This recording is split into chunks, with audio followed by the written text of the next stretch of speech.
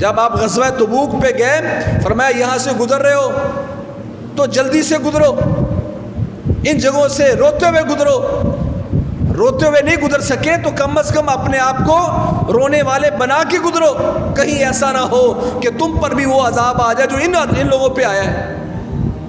اللہ کے نبی امت کو اتنا ڈرا رہے ہیں۔ فضیلت الشیخ مفتی عبداللطیف اسلامک اسکالر کہا جب تم عذاب والے علاقوں میں سے گزرو وہاں جا کے رو۔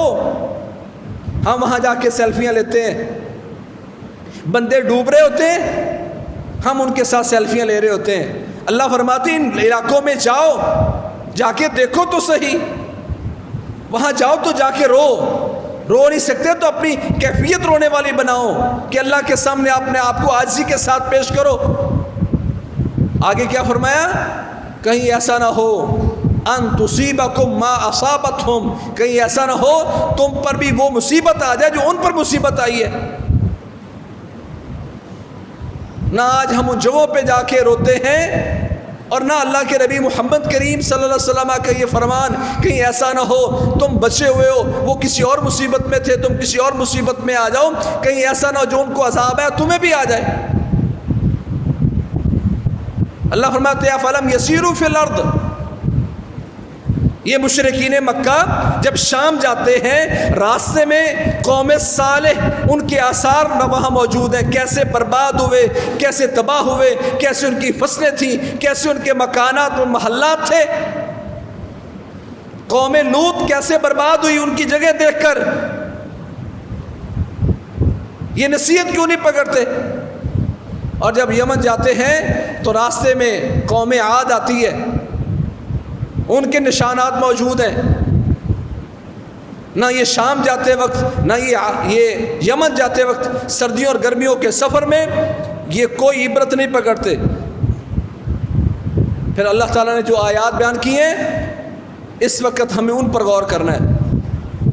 اللہ فرماتے ہیں فَلَمْ يَسِيرُوا فِي الْأَرْضِ فَتَكُونَ لَهُمْ قُلُوبٌ يَعْقِلُونَ بِهَا، یہ زمین میں چلتے پھرتے کیوں نہیں ہیں، وزٹ کیوں نہیں کرتے کہ ان کے ایسے دل ہوں جو عقل کریں، جو عقل رکھیں، کہ ان کے ایسے دل ہوں کہ جن کے ذریعے ان کو سمجھ بوجھ حاصل ہو، عبرت حاصل ہو، اور ایسے کان ہوں ان کے کہ جن کے ذریعے سن سکیں۔ پھر کہا نہیں سنتے نہیں دیکھتے، فَإِنَّهَا لَا تَعْمَى الْأَبْصَارُ وَلَكِنْ تَعْمَى الْقُلُوبُ الَّتِي فِي الصُّدُورِ، ان کی آنکھیں اندھی نہیں ہیں بلکہ وہ دل اندھے ہیں جو سینوں میں موجود ہیں۔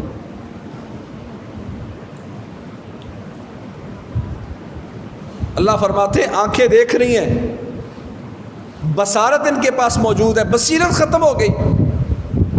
اور آج ہم ویڈیوز بھی دیکھتے ہیں، سنتے بھی ہیں، ہمیں کوئی عبرت نہیں ہے۔ وجہ کیا ہے کہ دل مردہ ہو گئے ہیں، دل اندھے ہو گئے ہیں۔ اللہ کہتے ہیں ان کی آنکھیں اندھی نہیں ہیں، ان کے وہ دل اندھے ہیں جو سینوں میں۔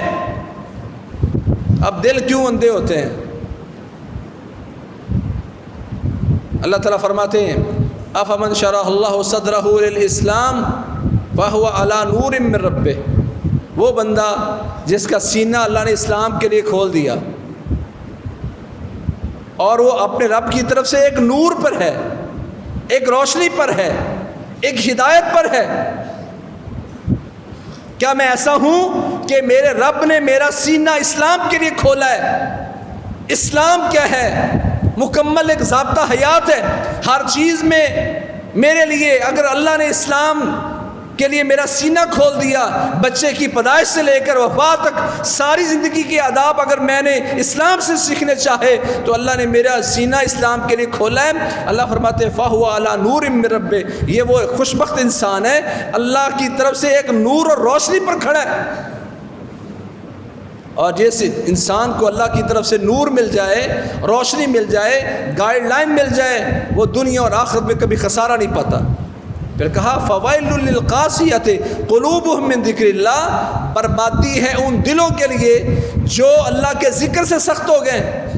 یعنی اللہ تعالیٰ یہ پوچھنا چاہتے ہیں کہ وہ انسان جس کا سینہ ہم نے اسلام کے لیے کھولا ہے، وہ انسان اور جس انسان کا دل تنگ ہو گیا ہے، جس انسان کا دل سخت ہو گیا اللہ کے ذکر سے، کیا یہ دونوں برابر ہیں؟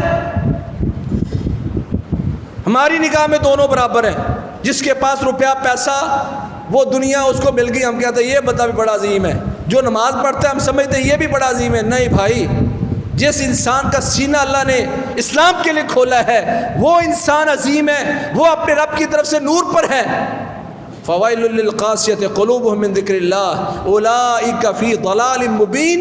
اور جو بندہ اللہ کے ذکر سے، اللہ کی یاد سے، جس کو اللہ بھول گیا، جو انسان ایسا ہے، ایسے انسان کے لیے بربادی ہے، تباہی ہے۔